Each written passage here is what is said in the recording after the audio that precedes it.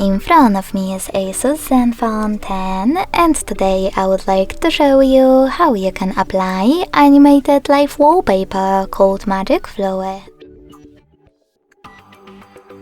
First of all, go into Play Store and install Magic Fluid Lite from Mad Scientist Developer.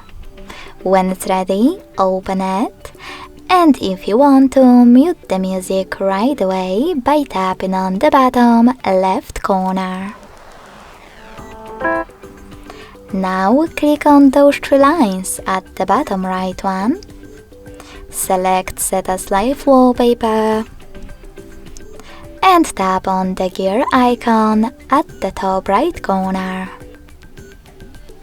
Finally, after selecting I accept in First Things First pop-up, adjust all of those options however you want to. Then go back, click on Set Wallpaper at the bottom and decide where you wish to apply it. In my case, home screen only. So when I click and close my app, I can see that Magic Fluid's wallpaper was successfully applied. Thanks so much for watching. If you enjoyed this video, don't forget to leave a like, comment and subscribe.